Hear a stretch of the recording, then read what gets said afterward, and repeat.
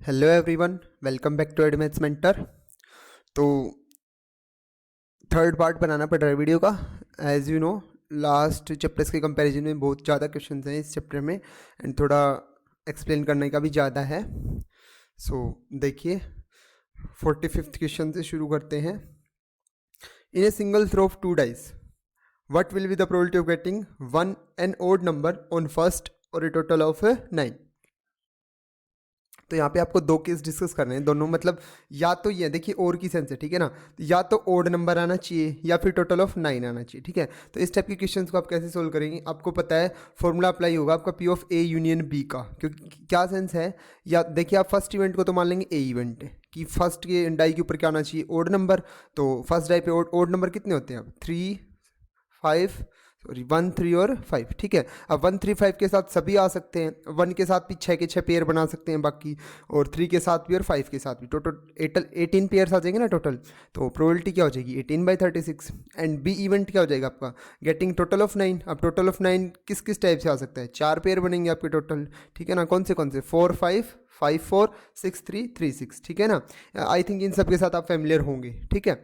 Solution में आप देख सकते हैं अच्छे से, ठीक है ना। 4/36 ये इसकी प्रोबेबिलिटी आ जाएगी। उसके बाद ए इंटरसेक्शन बी आपको निकालना है, क्योंकि आपको प्रोबेबिलिटी निकालनी है ए और बी की, कि या तो फर्स्ट डाई पे क्या है ओड नंबर और यानी कि यूनियन, या फिर क्या है टोटल ऑफ 9 यानी कि P of A union B निकालना है आपको।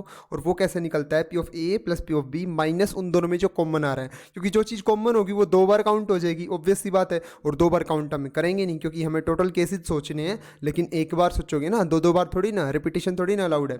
तो ये देखिए 3 6 और 5 4 दोनों में काउंट हो जाएगा, ए इवेंट में भी काउंट हो जाएगा और बी इवेंट में भी। तो माइनस उसको करना है, क्योंकि इवेंट जो है ना वो अभी म्यूचुअली एक्सक्लूसिव है नहीं आपके पास।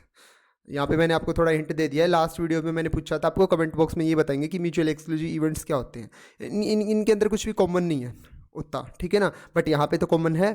फर्स्ट डाई पे देखिए ओड नंबर आ रहा है और सम भी कितना है 9, और फर्स्ट डाई पे ओड नंबर आ रहा है और सम भी कितना है 9। तो ये दोनों इवेंट क्या है कॉमन, ठीक है।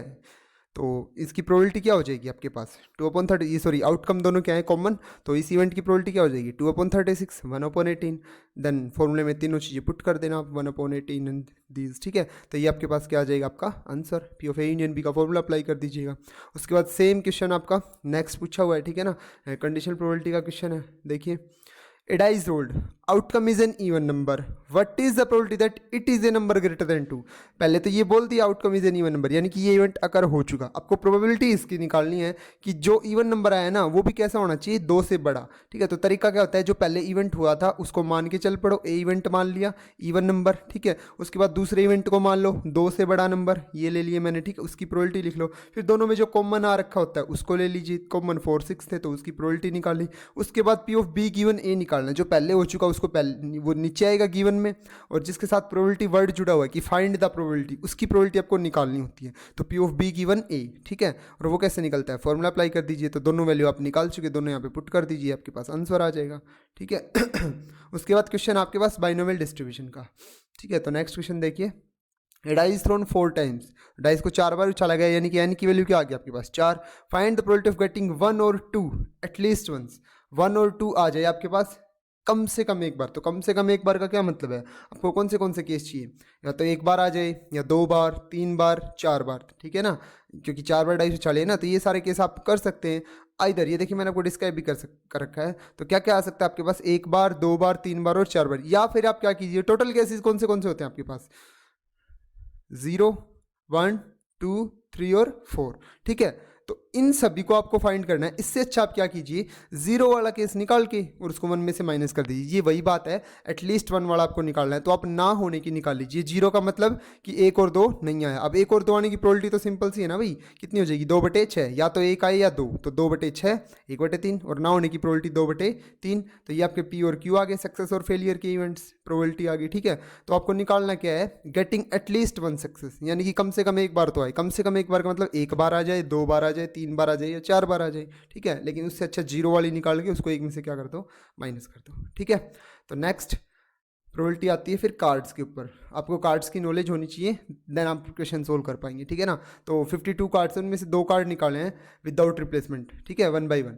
Find the probability that both cards drawn are aces, दोनों क्या होने चाहिए थे, इक्के होने चाहिए थे, ठीक है ना, एस इक्के हिंदी के अंदर अगर बोलूँ तो एस फर्स्ट एस कितने होते हैं 4, तो फर्स्ट एस निकालने की प्रोबेबिलिटी 4/52 और सेकंड निकालने की 3/51, क्योंकि एक एस पहले निकल चुका और केस कौन सा है विदाउट रिप्लेसमेंट का, ठीक है ना। तो टोटल कार्ड्स भी कम हो जाएंगे और एस भी कम हो जाएगा, ठीक है। नेक्स्ट जब आप निकालोगे तो यहाँ पे प्रोबेबिलिटी कैसे निकलेगी, कंडीशनल आएगी, दूसरा एस कंडीशनल निकलेगा क्योंकि वो पहले पे डिपेंड कर रहा है, ठीक है ना। तो पी ऑफ ए बी क्या हो जाएगी, ए इंटू बी गिवन ए, ठीक है। ये वही फॉर्मूला है जो ऊपर आया था आपके ऑब्जेक्टिव्स में। Probability of drawing A club card निकालना आपको। अब क्लब कितने होते हैं आपके पास कार्ड्स, 13, 4 सूट्स होती है ना, चारों का नाम होता है आपके पास, हार्ट, डायमंड, क्लब और क्या होता है आपके पास स्पेड, ठीक है। Each of 2 consecutive draws well shuffle pack without replacement. आपको 2 क्लब के कार्ड निकालने हैं, ठीक है ना, विदाउट रिप्लेसमेंट। तो ये वही के अभी अभी पढ़ा था। तो फर्स्ट कैसे निकलेगा, अब मैंने डायरेक्ट कर रखे हैं, ठीक है ना, ये अच्छे से वेल एक्सप्लेन किया था। तो सभी को आप ऐसे ही करोगे, ए इवेंट मान लिया, फिर अगले को बी गिवन ए लिखना पड़ेगा, ठीक है, क्योंकि वो पहले पे डिपेंड कर रहा है, ठीक है। तो अब इसको मैंने डायरेक्ट कर दिया। क्लब कार्ड्स विदाउट रिप्लेसमेंट निकालने 2 कार्ड, तो पहला कार्ड निकलेगा तो 13/52, अब पहला निकल चुका तो एक कम होगा क्लब का, तो 12 और टोटल भी कम होगी तो 51, तो ये टोटल प्रोबेबिलिटी हो जाएगी आपकी, ठीक है ना। अब ये देखिए आगे सभी में डायरेक्ट ये लिख रखा है रिक्वायर्ड प्रोबेबिलिटी, तो हम डायरेक्ट क्वेश्चन रीड करते हैं। तो देखिए 50 क्वेश्चन क्या है, 2 cards are drawn 1 by 1 these. First card तो क्लब होना चाहिए और सेकंड कार्ड डायमंड, तो फर्स्ट कार्ड तो मैंने क्लब का लिख दिया 13/52 और अगला क्या होना चाहिए डायमंड का। तो टोटल पत्ते तो कम होंगे क्योंकि एक कार्ड निकल चुका, बट डायमंड कम नहीं होंगे क्योंकि पहला कार्ड निकला था क्लब का, तो डायमंड तो 13 ही रहेंगे ना। तो बस आपको थोड़ा सा इतना यहाँ पे सोचना है, ठीक है। उसके बाद प्रोबेबिलिटी देखिए, probability both cards are red, दोनों कार्ड कैसे होने चाहिए रेड। तो पहला कार्ड टोटल रेड कितने होते हैं 26, तो 26/52, उसके बाद अगला निकलेगा तो 25/51, ठीक है। तो नेक्स्ट देखिए 52, a card is done from a pack of 52 cards, find the probability that it is neither a face card nor a black card. Neither a face nor, अब इवेंट ऐसे लिखा जाता है नाइदर और नोर का A not and B not, ठीक है। अब इसको कैसे लिखोगे डी मॉर्गन लॉ से, P of A union B का होल कंप्लीमेंट। अब इसको कैसे लिखोगे 1 minus P of A union B. अब P of A union B का फॉर्मूला क्या होता है, A plus B minus A intersection B, ठीक है ना। पी ऑफ ए कौन था आपका फेस कार्ड कितने होते हैं 12, तो मैंने इसकी प्रोबेबिलिटी डायरेक्ट लिख दी 12/52, ठीक है ना। फेस कार्ड क्या होते हैं आपके टोटल 12 होते हैं ना। उसके बाद ब्लैक कार्ड्स 26/1। अब उन दोनों में जो कॉमन है फेस में और ब्लैक कार्ड्स में, टोटल 6 कार्ड कॉमन है ना, 6 जो 12 आपके फेस कार्ड्स हैं उनमें 6 तो रेड होंगे और 6 कैसे होंगे ब्लैक, तो 6 कार्ड्स कॉमन आ गए ना, तो ये -6 कर दिया, ये आपके पास रिक्वायर्ड प्रोबेबिलिटी आ जाएगी, ठीक है। तो नेक्स्ट देखिए डायरेक्ट रिक्वायर्ड प्रोबेबिलिटी लिख रखा है बस 53, 2 cards are drawn these without replacement निकले, find the probability both cards are jacks, दोनों जैक होने चाहिए। अब जैक कितने होते हैं आपके पास टोटल 4, ठीक है ना, जो जे जिसको पढ़ा जाता है जे। तो पहला कार्ड निकलेगा तो 4/52 और नेक्स्ट निकलेगा तो 4/52, क्योंकि ये केस था विद रिप्लेसमेंट का आई थिंक, ठीक है। ये देखिए विद रिप्लेसमेंट का केस है, तो अगले में मैंने कम नहीं किया एक बिट, 4/52 ही आएगा। अगले में भी 13/52 और 13/52 है, क्योंकि देखिए both cards are of same suit, दोनों सेम सूट के होने चाहिए, ठीक है ना। तो देखिए 52 कार्ड में से 2 कार्ड निकालने हैं लेकिन विद रिप्लेसमेंट। तो अब एक ही सूट चूज होगी, पहले तो सेम सूट का मतलब पहला पत्ता जिस सूट का निकलेगा अगला भी उसी सूट का निकलेगा, ठीक है ना। तो मान लीजिए फर्स्ट स्पेड का निकल जाता है, किसी का भी कंसिडर कर लो, तो फर्स्ट 13/52 किसी भी एक सूट का निकलेगा, तो अगला भी उसी सूट का निकालना है, तो 13/52, तो 1/16 इसकी क्या हो जाएगी प्रोबेबिलिटी, ठीक है। उसके बाद the probability that a student is not swimmer आएगा यहाँ पे, ठीक है ना, 1/5। The probability out of 5 students, 5 में से 4 क्या होने चाहिए स्विमर। तो ये बाइनोमियल डिस्ट्रीब्यूशन इक्वेशन आपका, तो n की वैल्यू 5 दे रखी है, r की वैल्यू 4, क्योंकि 5 में से 4 स्विमर होने चाहिए, ठीक है ना। तो ये आपके पास क्या हो जाएगा बाइनोमियल डिस्ट्रीब्यूशन अप्लाई कर दिया, 5 से 4, 4/5 1/5 तो ये आपका क्या हो जाएगा आंसर, ठीक है। उसके बाद आपको 56 क्वेश्चन देखिए, A and B are 2 events such that P of A plus P of B minus P of A and B equal to P of A दे रखा है, देन क्या होगा। ये क्वेश्चन ऊपर भी आया था, रिपीटेड क्वेश्चन है 56 क्वेश्चन, आप देख सकते हैं सॉल्यूशन मैंने कर रखी है। पी ऑफ ए बाई, तो ये कंडीशन लिख ली, अभी पी ऑफ बी डिवाइड में आ जाएगा, ये किसका फॉर्मूला बन जाएगा P of A given B का, जो इक्वल टू क्या हो जाएगा 1, ठीक है। सो नेक्स्ट क्वेश्चन देखिए, the probability that a man will hit the target is 1/3, then the probability that he will at least 1 time, वो एक टाइम हिट करे फ्रॉम 7 ट्रायल्स। तो ये एटलीस्ट वाला केस आ गया ना, तो आप ना होने की प्रोबेबिलिटी निकाल लीजिए और उसको 1 में से माइनस कर दीजिए, ठीक है ना। मैंने इसको बाइनोमियल से सोल्व किया है, और ना होने का केस कौन सा होता है 0 वाला, क्योंकि 7 ट्रायल्स हैं तो क्या क्या केस बनेंगे 0 1 2 3 4 5 6 7, तो ना होने वाला केस माइनस कर दीजिए 7 से 0 वाला, ठीक है। तो 1 में से माइनस कर देंगे तो ये आपके पास क्या आ जाएगा आंसर, ठीक है। उसके बाद क्वेश्चन देखिए, the probability that a leap year selected at random will have 53 Sundays.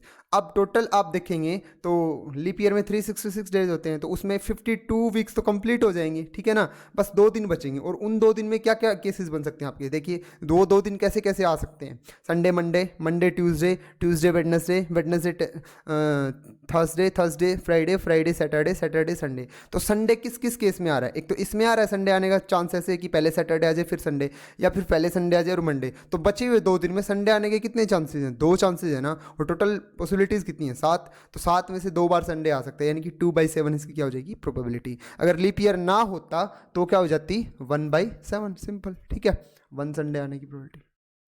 तो नेक्स्ट देखिए students, A card is drawn from a pack of 52 cards, find the probability that it is a 2 of heart और ए diamond. वो 2 होना चाहिए या तो heart का और डायमंड का।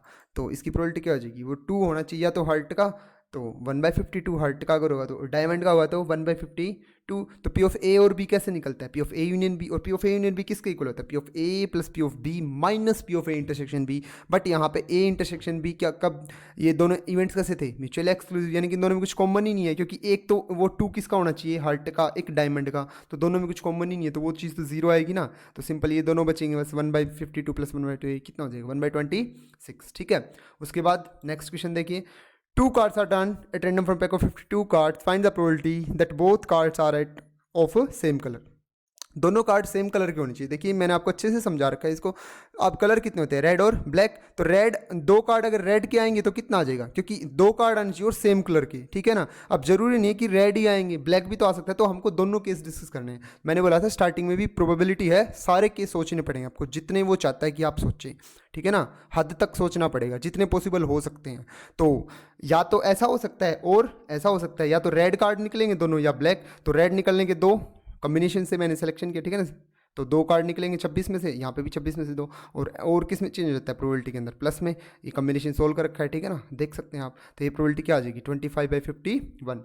उसके बाद क्वेश्चन देखिए, डिस्ट्रीब्यूशन का क्वेश्चन दे रखा है आपको, प्रोबेबिलिटी डिस्ट्रीब्यूशन दे रखा है। तो एक बात तो आपको पता होगी, प्रोबेबिलिटी डिस्ट्रीब्यूशन के अंदर जो प्रोबेबिलिटीज़ होती है ना, उन सभी का सम कितना होता है, 1। तो ये क्वेश्चन है इसी प्रोबेबिलिटी बेस्ड, कि जो प्रोबेबिलिटीज़ होती हैं रैंडम वेरिएबल की सारी, P of 1, P of 2, P of 3, P of 4, सभी का सम कितना होएगा, 1 होएगा, ठीक है ना। तो कंप्लीट सैंपल स्पेस की प्रोबेबिलिटी कितनी हो जाती है, 1, इसलिए इन सभी की प्रोबेबिलिटीज़ का सम कितना होगा, 1। तो आप सभी की प्रोबेबिलिटीज़ का सम 1 के इक्वल रख दीजिए, तो आपको किसकी वैल्यू मिल जाएगी, k की, जो कि अननोन है। तो 3/16। नेक्स्ट क्वेश्चन भी सेम दे रखा है, प्रोबेबिलिटी बेस्ड ही। आप सभी की प्रोबेबिलिटीज़ का सम करना, नीचे जो दे रखा है P ऑफ x, और वो 1 के इक्वल जैसे ही रखेंगे तो आपको आंसर मिल जाएगा किसका, k का। तो यहाँ पे 0.1, ठीक है। उसके बाद next question, problem in mathematics is given to 3 students. 3 students को एक प्रॉब्लम दी जाती है मैथ्स की सोल्व करने के लिए, और उनके चांसेस हैं 1/2, 1/3, 1/4। सेंस ऑफ ह्यूमर लगेगी यहाँ पे, आपका सोचने का क्वेश्चन है, ठीक है ना। देखिए, what is the probability that problem will be solved. ये बोला कि प्रोबेबिलिटी क्या होगी कि प्रॉब्लम सोल्व हो जाए। तो सोचने वाली बात है, प्रॉब्लम तो तब भी सोल्व हो जाएगी अगर उनमें से कोई एक सोल्व कर दे। एटलीस्ट 1 का केस है ये, एटलीस्ट 1 का केस, क्योंकि उसने प्रोबेबिलिटी पूछी है प्रॉब्लम सोल्व होने की। तो प्रॉब्लम सोल्व तो तब भी हो जाएगी जब कोई ना कोई एक कर देगा, 2 कर देंगे तब भी हो जाएगी, और 3 कर देंगे तब भी हो जाएगी, ठीक है ना। तो यहाँ पे आपको वो केस करना है कि at least 1 of them will solve the problem, क्योंकि उसको सोल्व चाहिए, ठीक है ना। तो एटलीस्ट 1 वाला केस कैसे करते थे हम लोग, ना होने की प्रोबेबिलिटी निकाल लेंगे। तो देखिए मैंने वही चीज़ लगा रखी है, probability that at least 1 of them will solve the problem is 1 1 में से माइनस करना, उनकी ना होने की प्रोबेबिलिटी निकालो साइमल्टेनियस। तो P ऑफ A0, B0 और C0, और मल्टीप्लाई कीजिए एंड 1 में से माइनस कर दीजिए। तो ये आपके पास वो प्रोबेबिलिटी आ गई कि at least 1 of them will solve the problem, यानी कि प्रॉब्लम क्या होगी, सोल्व होगी। इसमें वो सारी चीज़ें आ गई कि किसी 2 ने कर दी, ए और बी ने कर दी, बी और सी ने कर दी, ए और सी ने कर दी, या तीनों ने कर दी, या फिर ए ने कर दी, या बी ने कर दी, या सी ने कर दी। मतलब प्रॉब्लम सोल्व होने से मतलब है, चाहे कोई भी करे, ठीक है ना। सो ये लीजिए स्टूडेंट्स, आपके सारे चैप्टर्स जिन से ऑब्जेक्टिव्स आपके आ सकते हैं वो मैंने यहाँ पे कंप्लीट करा दिए हैं। एलपीपी से रेयर ही कोई क्वेश्चन आपका बनेगा। So I am not taking that chapter. I think हमने 40 क्वेश्चंस के अराउंड 50 क्वेश्चंस थे सभी में, 40 तो किसी में ही मिलेंगे। तो 50 क्वेश्चंस के अकॉर्डिंग हमने सारे चैप्टर्स के आई थिंक 14 चैप्टर्स के क्वेश्चन कर लिए हैं। तो ये 500 प्लस क्वेश्चन हो चुकी है, आई थिंक 500 प्लस क्वेश्चन हो गए आपके ऑब्जेक्टिव्स। तो इनमें से डेफिनेटली आपके 40 क्वेश्चंस कवर हो जाएंगे, ठीक है। तो और आगे कोई भी अगर आप कॉम्पिटिटिव एग्जाम के लिए प्रिपरेशन कर रहे हैं तो भी ये क्वेश्चन आपके लिए हेल्पफुल है, बेसिक्स हैं ये बिल्कुल। और वीडियो में मैंने बहुत सारी ऐसी बातें बता रखी हैं आपको, अगर आप कंप्लीट देखेंगे, जिनकी हेल्प से आप क्वेश्चंस को सोल्व कर पाएंगे अच्छे ढंग से, ठीक है। So thank you so much. अगर कंटेंट अच्छा लगे तो लाइक कर देना, वीडियो को शेयर कर देना सभी स्टूडेंट्स तक, ताकि सबकी हेल्प हो जाए, ठीक है। Thank you.